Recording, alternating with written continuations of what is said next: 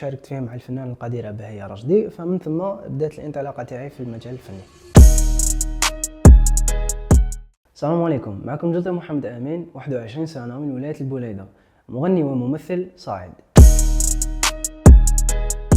الانطلاقه تاعي في المجال الفني هي بدات انه لما كنت صغير كنت نحيي حفلات، فمره من المرات كنت هابط مع الخشبه، فاستقبلني واحد الرياليزاتور بروبوز لي واحد العمل وشاركت فيه مع الفنان القدير بهية رشدي، فمن ثم بدات الانطلاقه تاعي في المجال الفني.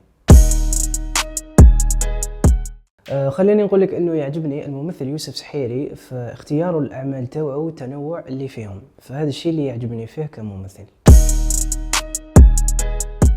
هو كل توجه عنده جمالية تاعو. انا عن نفسي نفضل الدراما لانه تخليني نقدم مشاعر حقيقية وقصص مؤثرة، والكوميديا ثاني تخليك تمد شغل تكون سبونطاني وتخرج الشيء الايجابي اللي فيك. اما الاكشن انه تحس روحك اكثر حركة وهكا، مي كل جانب كما قلت لكم ما عنده الجمالية تاعو.